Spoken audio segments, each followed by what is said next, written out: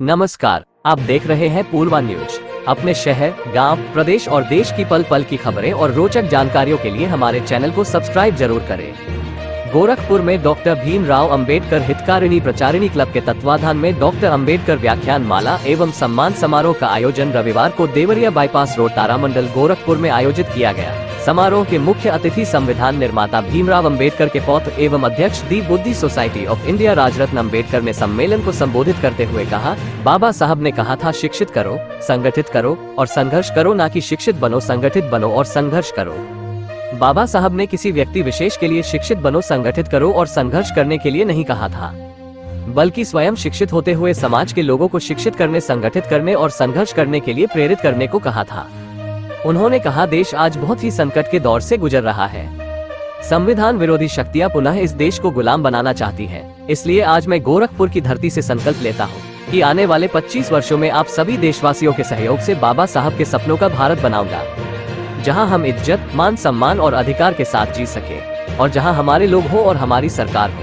विशिष्ट अतिथियों में प्रोफेसर रविकांत लखनऊ विश्वविद्यालय, प्रोफेसर डॉक्टर विक्रम इलाहाबाद केंद्रीय विश्वविद्यालय, प्रोफेसर रविंद्रनाथ खरवार BHU और प्रोफेसर डॉक्टर आलोक गोयल गोरखपुर विश्वविद्यालय गोरखपुर ने भी समारोह को संबोधित किया।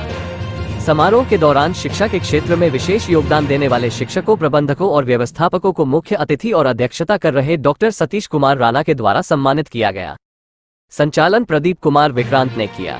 इस अवसर पर पूर्व sale tax commissioner Harisharan Gautam, पत्रकार डॉक्टर अनिल कुमार गौतम, पूर्व CDO हरिश्चंद्र, पूर्व AD basic KC Bharti, engineer Jitendra Prasad, advocate Dhruvram Bauddh, engineer Bhagirathi प्रसाद भारती, प्रबंधक विचंदी प्रसाद, इंजीनियर भोला प्रसाद, जनार्दन प्रसाद और राम भुवन सहित तमाम डॉक्टर, प्रोफेसर, पत्रकार, बुद्धिजीवी, समाज सेवी, अम्बेडकरवादी, बुद्धिस्ट और हजारों की संख्या में महिला, पुरुष और बच्चे उपस्थित रहे।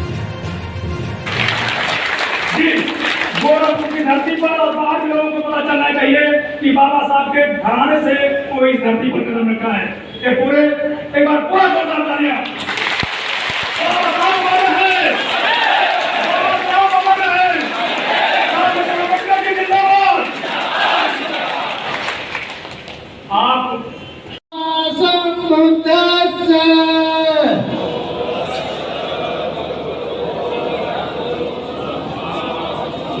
नमो तस्से भगवतो अरहतो सम्मा सम्बुद्धस्से।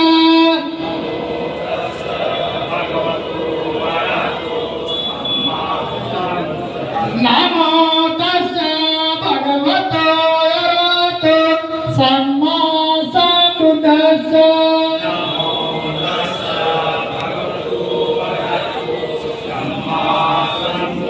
भूतां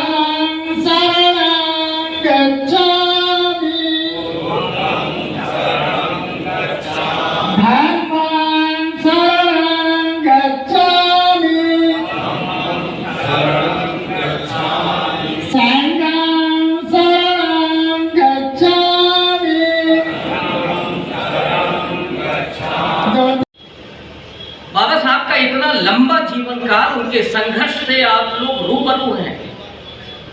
रात दिन आपके चिंतन में वो रहते हैं, इसलिए मैं उधर नहीं जा रहा।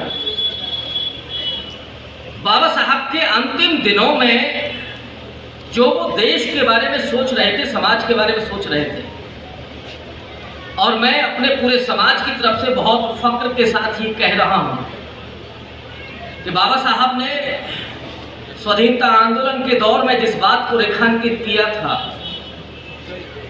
कि जब मेरे और देश के बीच में द्वंद्व होगा, देश का स्वार्थ और मेरा स्वार्थ टकराएगा, तो मैं देश के साथ खड़ा होऊंगा। विचार ये करना होगा कि क्या बाबा साहब के मिशन को आगे बढ़ाने के लिए हमें त्याग करने की जरूरत नहीं है? क्या हम त्याग कर पा रहे, नहीं कर पा रहे? क्या हम वह त्याग कर पा रहे हैं जिस त्याग से हमारे समाज के लोगों का राजनीतिक सहभागिता बढ़ सके, आर्थिक सहभागिता बढ़ सके और नीतिगत निर्णय में भूमिका हो सके? जब तक आर्थिक सहभागिता नहीं होगी, राजनीतिक सहभागिता नहीं होगी, नीतिगत निर्णय में सहभागिता नहीं होगी, तब तक बात कहते हैं कि गांधी जी हमारा होमलैंड तो है ही नहीं, हमारा तो कोई देश नहीं है। तो गांधी जी कहते हैं, अच्छा डॉक्टर अम्बेडकर ऐसा क्यों करें कि हमारे यहाँ पे होमलैंड नहीं है? और डॉक्टर अम्बेडकर उस वक्त कह रहे थे, मैं एक आंकड़े के हिसाब से बता रहा हूं कि हमारा होमलैंड आज भी नहीं है। आज भी हमारा होमलैंड, जिस देश को हम देश कहते हैं, वो देश हमारे लिए कत्लगाह है। दिल की शहादत से क्या पूछिए, जब हाथों में अपना सर दे लिया, कत्ल होने से कहां डरे, जब कातिलों के मोहल्ले में दबने दिया। अपने बीवी बच्चों के लिए और अपने परिवार के लिए इतना ही सीमित करता हूं। लेकिन शिक्षित करने वाला व्यक्ति वो भी 10वीं पास होता है, 12वीं पास होता है, ग्रेजुएट होता है, पोस्ट ग्रेजुएट होता है, डॉक्टरेट होता है, क्योंकि मुझे बाबा साहब ने कहा है शिक्षित करना। इसलिए वो अपने शिक्षा का इस्तेमाल सिर्फ अपने बीवी बच्चे तक नहीं सीमित रखता, वो अपने समाज में जाता है और लोगों को शिक्षित करता है। हमने बाबा साहब के अनुवाद को गलत कर लिया और अब उस शिक्षा का इस्तेमाल सिर्फ अपने बीवी बच्चों और परिवार तक ही कर रहे हैं। बाबा साहब ने ये शिक्षा अपने परिवार के लिए हासिल करो इसलिए नहीं कहा। जो गौर गरीब समाज है, अनपढ़ समाज है, वो अगर स्कूल में नहीं जा सकता, कॉलेज की दहलीज नहीं चढ़ सकता, तो ये हमारा काम है कि उस गांव-गांव में जाए और लोगों को शिक्षित करने का काम ये हमारा।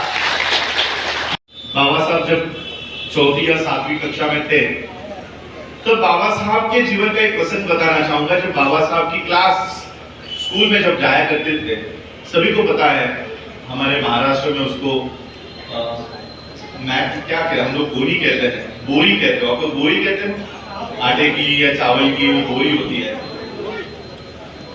उस समय बाबा साहब को जमीन पर भी बैठने की अनुमति नहीं थी, क्योंकि जमीन पर बैठती है तो पॉल्यूट हो जाएगी, क्या कहते हो आपको, मैली अपवित्र हो जाएगी, जमीन भी अपवित्र हो जाएगी। इसलिए बाबा साहब को अपने घर से अपनी अलग से बोरी लाने पड़ती थी और वो बिछाकर स्कूल के क्लासरूम के बाहर बैठना पड़ता था। और जब क्लास टीचर पूरे कक्षा को पूछता था, जैसे आज भी हमारे स्कूल में बच्चों को पूछा जाता है कि इस सवाल का जवाब किसको आता है, तो उसी तरह से वो शिक्षक क्लास रूम को पूछता था कि इस सवाल का जवाब किसको आता है। तो छोटे से विवाह का हाथ, बाबा साहब का बचपन का नाम विवाह था, हाथ ऊपर जाता कि मुझे इस सवाल का जवाब आता है।